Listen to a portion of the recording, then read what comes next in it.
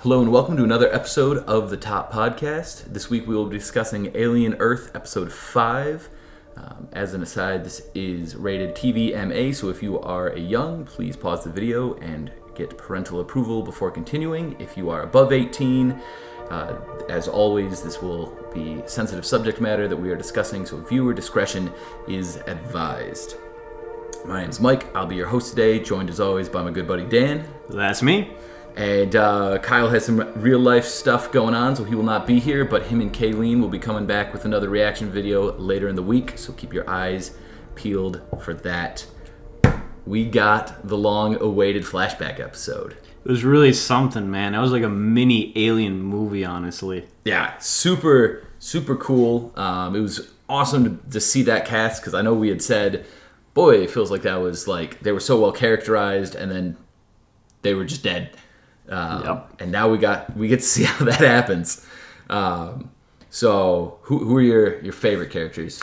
The one I really want to point out is Tang. Okay. Because we kind of got this guy, like a glimpse of him in the first episode. He was a little weird. My initial thought is, oh, this guy's definitely an android or something. Like, yeah. No, he's just a freak. That changes things. Yeah, I thought he was an android too. I was like, what else could that explanation be? No, he's just really, really freaking weird. Like, Yeah. he has this weird thing where he likes to creep on the female crew members or something. I don't know. And then he just seems very perceptive about what's going on in the ship, too. He was totally aware of Petrovich being out of his sleeping pod and just did nothing about it. Yeah, that was wild. Petrovich, better podcasters probably would have gone back and checked to see if he was in the first episode. I don't feel like he was. No. And so him being the saboteur felt a little cheap. But at the same time, it was a cool little mystery, and they did kind of allude to the fact that, all right, it's going to be somebody we haven't, it wasn't the cheapest thing they ever could have done, but I wish we had seen him a little bit in that first episode, and maybe we did. Maybe I've just forgotten. But if we did see him, he wasn't memorable enough, so... Yeah, I mean, all the dudes in that ship more or less look similar with the haircuts that they got, so they really nailed that 70s vibe, I will say. Yeah, it felt exactly like the Nostromo 2.0 as far as cast, and even the ship, it felt the right amount of just dingy and broken down. We got the space trucker vibe once more. I liked the science officer. I didn't feel like she was like super standout, but like it was not like she felt like the straight man, like she was just like, hey, I'm just trying to do my job here. And I enjoyed her, and maybe it's because the creatures were so good, but she was like our link to see the creatures, so maybe I just have positive feelings to her for that reason. And then the medical officer, he was an interesting character. The guy with the cigarettes. Yeah. I wish I caught his name, but I liked not him. have it. I really liked him too. The cool little glimpse into his backstory where it's like, oh, this guy was like an addict. Almost real-time realization. Very similar to the medic in Alien 3. Oh, yeah. Yeah. Where it's That's like, a good call. I'm a medic, but I've also been dipping into my stash. But for whatever reason, this guy's still employed. That guy's in prison. And dead. Well, I guess they're both dead. Yeah. You know who's a miracle who is employed? The engineer's apprentice. How do you become an engineer's apprentice being that stupid? I'm sorry. My goodness. I was genuinely happy when I was like, okay, I'm disgusted that he's the one drinking the water, because anyone drinking the water would have been like, oh. Literally, like, when that thing spit in the water, I out loud was just like, oh no, it's going to be so bad. But I was like, okay, if it had to be somebody, at least it's this dummy. Yeah. Just him talking through that meeting was excruciating. It was so painful. Yep. And like, oh, I got Dr. Cher. And I was like, yeah, you got Dr. Cher, stupid. You had it coming. I'm getting old. I can't blame him for choking on hot sauce and drinking on water, though. I know what that's like. So. Oh, my God. Yeah. Oh, man. It was a good fake out, though. They were completely building it up for the science officer to be I was like, the tics. oh, man, this is going to be brutal. Honestly, when she set it down in there, I was like, oh, yeah, somebody else. Could be anybody. Yeah, but, like, you just kept, like, you knew, like, she sets her water down, and it's like, when they like do that close up, and I was like, oh, what's gonna happen? And none of it went the way I expected, which was great. It was great subversion, but it was also excellent execution. Like sometimes it's like, oh, good job, you subverted. For what? This did not feel like that, and I really liked it. The eyeball. Oh man, that thing shone today. Like, it was so good. Yeah, it was so interesting. I thought for sure it was gonna find its own way out of the canister. Like I thought it was gonna like follow along. Also, really interesting that the space ticks. One, we nailed that. They're called space ticks. Yep. Really interesting that the ticks are smart enough to figure that out. Like the lever on the yeah. I just assumed they were dumb. Yeah, that also just feels like a massive design flaw in the canister, personally. I mean, that's fair. But they're very smart out of it. But yeah, it knew it was smart. It was really clever, and like it hit in the sandwich. It was like it was doing its thing very well. The other thing too, I don't know, maybe I was just reading it too hard, but it looked like they were working as a team because it was established right away in that scene that they don't feed on dead corpses. They don't like to. So she dropped one in, and one tick goes for the dead corpse anyway, and she's fascinated by it. Enough that she's not paying attention to the other tick. So I was like, whoa, these guys are like coordinating a strategy here so that she's not looking while he unlocks the canister. Back to the velociraptors once again. Yeah. That's fascinating. I didn't pick up on that, but that's... I don't know if that's what they were going for, but that's how I read it. And I'm like, that's actually really cool. Honestly, they were smart enough that makes a lot of sense. That's fascinating. So, what was your take on the, let's say, alignment of the eyeball? Because I've heard people be like, oh, it's a good guy. It's trying to help her. And I was like, I don't know about that. But at the same time, it did feel like it was like, hey! I think at the end of the day, the eyeball is a little creature that is just trying to survive, and it does what it has to do that. Like, you could tell when it's sitting in the lab with the science officer, it's like pounding on the glass. I interpreted that as the ticks are trying to get out, watch yourself. Yeah. Rather than, like, just being annoying. Yeah, like, it did seem like it was communicating, hey, like... Yeah. Because that, regardless of its intent, it banging on the glass probably kept her alive. Yes. And then it takes over the engineer, and it does like it was interesting because I think it was making the same noise out of the engineer that it made out of the sheep. I did catch that. And when it was out of the sheep, I was like, oh, that's just a sheep noise. I'm just not into horticulture enough to realize, like, oh, okay, I guess that's a noise that sheeps make, sure. But then the human made it, and I was like, oh, that's the noise the eyeball makes. Yep.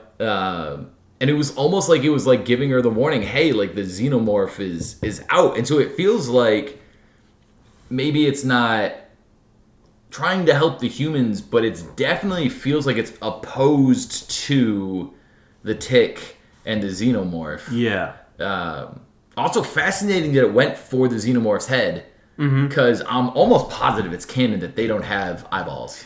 I'm pretty sure you're right, and I gotta say though, if it was able to successfully do that, we'd all be screwed. Because then you've got a xenomorph. Like, xenomorphs are smart, but not that smart. Yeah. Like, combine that level of intelligence, unstoppable combo. Yeah. Oh my goodness. But yeah, it adds a whole new level of intrigue to whatever is about to happen in these next 3 episodes. Because it's like, what is, is this thing a natural enemy of the xenomorph? And like, do they collide? Like, do they fight against each other out in space? Where do they interact? Another cool thing that we were discussing earlier is, so the ticks, they get inside and they grow inside you. They're very reminiscent to the chest burster, but just the chest burster. Yep. They have that one element of the xenomorph life cycle. Whereas the eye has the face hugger element of like it burrows into you and uses your body. And so it makes me super curious for what we've been calling the stag beetle and what I've been calling the garlic clove. I mean, that's a pretty good way to put it. We don't, it's like are they also in some way going to emulate part of how the xenomorph works? I'm interested to see, if so, how. I can kind of see that, because the way I looked at it with the ticks, when they were trying to pull it off the lung, there was that like defense mechanism it's got where it releases a neurotoxin. Yeah. Very reminiscent of the acid from the facehuggers. Yeah. So there's definitely elements there that are similar. Could totally see how that could pan out, like how you're saying. So. It's fascinating. Once again, the episode's leaving me with questions. Morrow. That's a big one for this episode. Yeah. We learned a lot more about him. He's fascinating. The connection to grandmother Yutani, really intriguing. Yeah, I think they said that he's known her since he was a boy, is what it sounded like. Yeah, it sounds like she adopted him, more or less. So he's been under the Weyland Yutani thumb pretty much his entire life, is what it sounds like. But it also sounds like, I feel like he's talked about friction with family. Yeah. And so I'm really curious what that would have looked like. Like, if he was an orphan, then all of his family would just be Yutani people. And what? What? Who knows? There's still so many questions left unanswered there. Yeah. And now we have another piece of the puzzle with his daughter. Before, all we knew is that she didn't like raisins. Yeah, right. Now, and she's dead. Yeah. Now we know a little bit more about her. But, like, here's my question that I throw at you. Do you think his daughter actually died? Or do you think that Weyland Yutani made that up so that he would do his job? Jeez. Both of them are so possible. Yeah, I personally don't buy it. Honestly, it wouldn't even be that crazy if she died because of Weyland Yutani. That's another angle. That would be really on brand for them. Yeah, like they kill her just to drive Morrow. Oh my goodness. Because, like, that's exactly what they want. He has nothing left for him back at home except for getting the work back to the planet. Yeah, so that's a good point. Oh my gosh, I didn't even think about that. And really, I should be constantly, how is Weyland Yutani going to be doing this? Yet another level of... We knew Boy Cavalier was going to be a jerk. I don't think anyone was under any delusions that maybe he'll end up being a nice guy. But they just keep turning up the dial one tick at a time with every episode. And that line when he's talking to the saboteur, Petrovich, I think Petrovich, yeah. Thank you. Where he's like, what if I die before, while the ship's landing? It's like, well, that would suck for you, wouldn't it? Like, he's just, here's the deal, man. Make it happen. And if you can't get out, it's not my problem. Like, it just, oh my gosh, fascinating. And now everything that happens is no longer him taking advantage of a situation. It's a situation he caused. And so I have lost pretty much all sympathy for the character at this point. But they've done it gradually enough that I've enjoyed losing sympathy for the guy.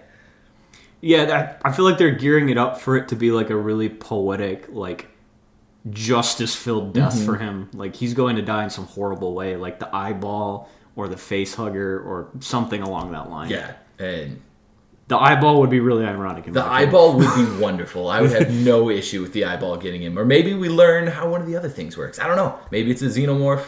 Yeah. Does it bother you? I think I've found a way to justify it in my head, but maybe I'm the only one who even felt the need to. They keep calling it xenomorph. Bothered how exactly? So for me, I've always thought of xenomorph being a designation that the company Weyland Yutani gave to the xenomorph after Ripley, like, but theoretically, if they knew it existed when they sent them out, we would have called it the alien in the first movie, but the company could have known it was a xenomorph the whole time. They're just not giving the space truckers that information. Why would they? Yeah. And so, like, it throws me off every time I hear them say xenomorph, because it feels like canonically that term came about. Yeah, I agree with you there, and I think that actually calls back to an earlier episode that we did for the movies where we said, okay, how do we know that Alien 1979 isn't the middle of the story? What number of expeditions have we had to go catch xenomorphs? And so this kind of supports the evidence that they've known about this for a while. I mean, the other piece of evidence that you could point to is when, what's her name? I can't remember the acting captain's name now. better podcast host would know it. No, I'm with you. When she's talking to Mother, she actually writes down that it's referred to as an ovomorph hatched. Oh, so the egg says ovomorph. Yeah, I missed that. The official name for an egg. Okay. So I'm like, okay, we know xenomorph, ovomorph, like what they're talking about. Like, it makes you wonder. Was there an expedition before theirs, or how much of the xenomorph life cycle did they observe on this expedition? That's a really good question, because the problem with it is that we've established this journey was out there for 65 years. Mm-hmm. Assuming that Covenant and Prometheus haven't been retconned, that only gives them 18 years of runway to work with from when the xenomorphs were created. Which I feel like is reasonable. Yeah, I mean, you can hit them on the way back. Yeah. But I don't feel that would give you enough time for another expedition to have stumbled across them getting the information to this ship.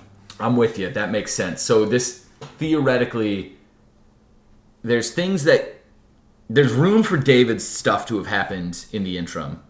18 years is a lot of time. Absolutely. And so maybe, because in the comics, and we don't know how much of that plays in the comics, David's stuff is out there, and he's the company hasn't cut off his ability to send information out into the ether.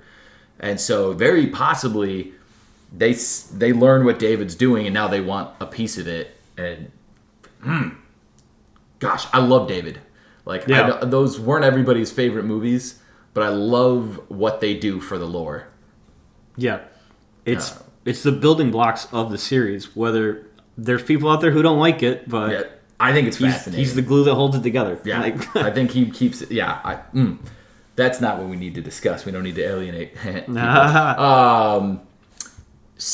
Morrow sounds like he's about to get an army. Yes. Yeah. Yep. Like Kyle called it that somebody's coming in from the outside with guns, but it's really interesting that it's gonna be him. Also, I like that they just kind of off-cameraed him getting back to Weyland-Yutani. Unless I missed something. Yeah, I was having trouble piecing together, is that happening real time or is that immediately after the crash? I don't know that it matters, but he still found his way back. Oh, could it have been? No, it couldn't have been immediately after the crash because he was on the crash. You're right, because then he ended up... No, that is present day. Yeah, so you were right, yeah. That had to be this is... But either way, it's just even using the flashback, they added another wrinkle to everything they're building towards. It's going to be good. He's going to be really good. Yeah. At this point, I have complete faith in the guy. Noah Hawley. I knew his name the whole time. I didn't have to take a beat to remember it. Shut up. Yeah. Absolute banger of an episode. How about the xenomorph itself, though? Okay, actually, it was great. The xenomorph was really good. They did that thing... They did that thing that alien movies do where the alien's just hey, I'm going to stand here so we can get this cool shot. And then once you start running, I'm going to be really fast. And it bothers me so much when they do that. It's xenomorphs are the most theatrical beings on the planet when they're not being the perfect killing machine. And I'm just just pick one, would you? Yeah, it's like the Romulus elevator shaft scene. That captain in command lady should have died 6 times in that one shot, but she didn't. Yeah. So. And it's you can outrun a xenomorph when the script says you can outrun a xenomorph. Yeah. But it was awesome. Really cool. Really awesome seeing it fight a human. I really liked the little nods to the xenomorph before it showed up too. You see the hook, the shadow of the chain on the hook, and you're oh, it's the tail. Yep. Oh no, it's just the hook. Or even Morrow. Is that his name? Yeah. Okay, I feel like I'm saying it wrong every time. But when he pulls out his Assassin's Creed dagger and he stabs Petrovich and he holds him up and his arm is working as the tail of the xenomorph. Yeah. And it's it was oh my goodness, we're just seeing illusion. The picture is there, but it's not the xenomorph yet. And then the xenomorph comes out and... Some great parallel imagery right there. Yeah, really cool. Also, I loved...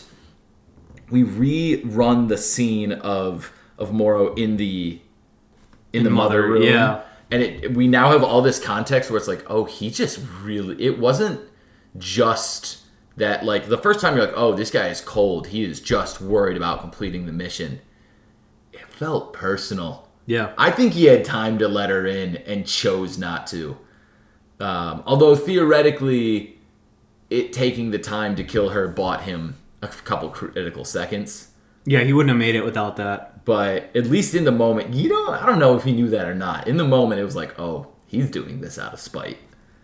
Yeah, you could tell from the beginning that he just didn't really like any of them. Yeah, but it felt like he had a real issue with her. Yeah. Another cool shot, I'm sure Kyle's going to mention this, but when the acting captain is remembering, I assume the person she's sleeping with was the captain. It's the other guy. It was the other guy? Okay. Yeah, it was the other guy. This was another crew member. But, like, they did a really cool thing where they're showing the security footage of them sleeping together, and then, like, she kind of falls over him, and the camera is, like, on her, and when she leans up, now the face hugger is on him, and they, like, blended the two shots. Yeah. Super cool. That was, like... That was really well done. It was a flash in the pan, but it was an awesome just shot that they got. Really cool. What were the other things? There was a couple other things I noticed. Did you get anything? Well, the other shot I wanted to talk about that I really liked that felt like vintage Alien was acting captain again. I'm just going to call her that. Yeah, no, I'm with you. She ran down the hall and she hit around a corner and she's holding her breath and you can see the xenomorph pop its head and like hiss with the lighting hitting the back of its head. I'm like, oh man, that's like... That was almost the thumbnail for this episode. I was surprised it wasn't. That was such a great shot. Yeah. Man. I felt like... Why not? We'll talk about this. I felt like the one we went with was a suckier situation where it's like, oh, now you're trapped between the eyeball and the xenomorph. Yeah. And right then I was like, the second we hit, I had just a bunch of stills downloaded and was just watching the episode to be like, which one of these is the most applicable? And then when we got to that scene, I was like, that one. But yeah, the whole thing too, you were just saying about getting sandwiched between a xenomorph and an eyeball. Oh my gosh. The whole thing, like, was just a case of bad communication because, like, it was already established that there's an eyeball loose in the lab, but nobody told Morrow, so he just goes in there. Like, oh yeah. I mean, that's what happens when you're just a jerk to everybody. That's true. People don't. That's true. Pass on information. I did feel. I was thinking about this morning. The eyeball breaks the glass. It's an eyeball. Like 365 degrees of that thing is eyeball. Yes. I feel like it's not good to be inside of a shattering glass tube. Yeah, no, he should be a little dicey. Yeah, looking. Like it would have been cool to see it. Like the microphone's gonna pick that up. It'd been cool to see it wrap itself in its like tendrils or something to protect itself from the glass. Yeah. Or even if it got cut up a little bit and we got to see, like, okay, it's missing a couple degrees of sight. That could have even been interesting if, like, it had blind spots that they potentially didn't know about. But or even just the fact that it's an eyeball smacking against the container as hard as it can. I mean, I feel like that would have hurt. But yeah, maybe it's just tougher than it's an alien creature, so maybe it's just tougher than stronger than the average eyeball. Yeah, that's perfectly reasonable. If it launched itself at a xenomorph and the xenomorph was like, "I'm out of here," maybe it's not human eyeball levels of breakable. All right, guys. Well, that is it for this episode. If you enjoyed, give us a comment, give us a like. Go ahead and subscribe. We're going to keep finishing up the Alien Earth series, and then there will be more related paraphernalia is not the word, but I'm going with it on the channel to come. So if you enjoyed, there will be more. So go ahead and throw us a follow. And until next time, how is half a pie a whole pie? If you want my pie, you can just ask.